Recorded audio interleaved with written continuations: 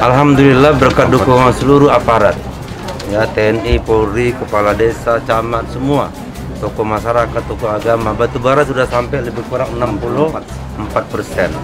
Target saya di tahun 2021 ini sampai ke 70%. Nah, berarti tinggal 30% lagi nanti kita 2022. Nah, untuk lansia ini sudah sampai di atas 60% kita, 60%.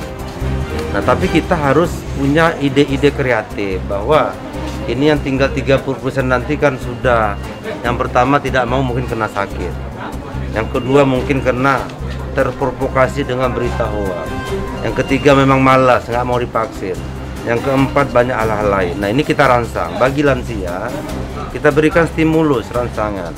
Hari ini 300 lansia kita kasih beras 5 kilo per orang, besok 1000 lansia. Ya, saya targetkan 1000 paket besok. Itu di di Limbung Hangus, besok bersama Kabinda.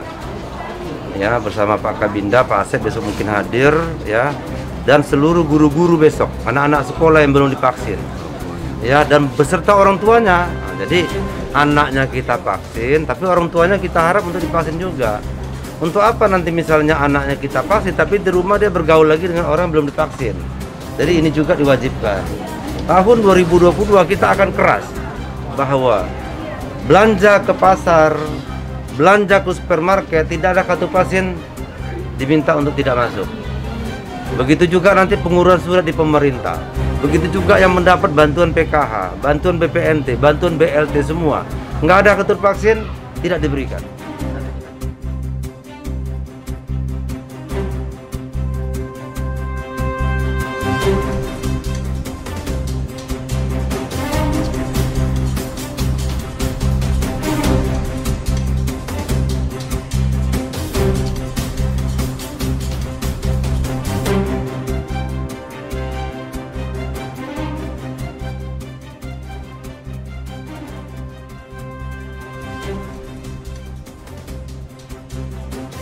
Sekarang alhamdulillah landai, ya, sudah 0 sekarang, udah 0.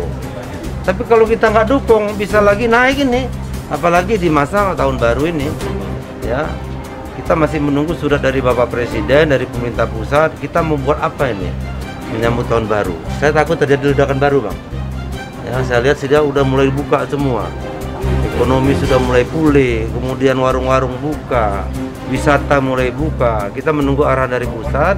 Kalau suruh tutup, kita tutup di tahun baru ini. Kenapa? Karena lebih bahaya nanti ketika terjadi klaster baru, masyarakat terdampak, banyak yang ini masuk varian baru, ini lebih kacau lagi kita ngatasinya. Jadi langkah apa yang dilakukan pemerintah, Pak, untuk agar kasus COVID di Batubara ini tetap landai, Pak? Yang pertama, vaksin dulu di semua lini. Sampaikan vaksin 90%. Ya, lakukan tracing, testing yang lebih banyak. Yang ketiga, tetap melaksanakan protokol kesehatan 5M. Ini saja kita lakukan, clear ini semua. Ya, kalau sudah itu kita lakukan, nggak ada lagi nih COVID. Kita bisa hidup berdampingan dengan COVID-19. Jadi kita sekarang tidak melawan COVID, karena COVID ada di mana-mana. Hidup berdampingan. Supaya bisa kita hidup, dia tidak kita ganggu, ya kita pakai masker, hindari kerumunan, jaga jarak, dan laksanakan vaksin sesuai dengan aturan pemerintah. Itu aja. Jadi nggak repot-repot, cukup 5 aja. Ya, kita lakukan. Nah, ke depan kita sudah mulai punya mobil vaksin keliling, door to door. Kita lagi persiapkan, datang ke desa, suntik di desa itu. Ada orang tua sakit tak bisa bangun, tapi dia layak untuk divaksin, dokter menyatakan boleh, kita vaksin di tempat. Jadi sudah kita yang datang ke desa, desa to desa, door to door. Ini laksana pemerintah Kabupaten Batubara ke depan untuk mengejar, ya, jumlah vaksin, yang presentasi vaksin di Kabupaten Batubara. Pak, ini hari ini berapa ini vaksin, Pak? Hari ini 300 lebih kurang, tapi kalau ada bawa keluarganya kita suntik juga. Ya, kita tambah juga. Nah, tentu semua ini bisa berhasil karena kerjasama antar instansi non pemerintah, pemerintah dan non pemerintah, termasuk tokoh-tokoh masyarakat, tokoh agama, kepolisian, TNI, Polri, bekerja sama semua, BIN, semua saling gotong royong.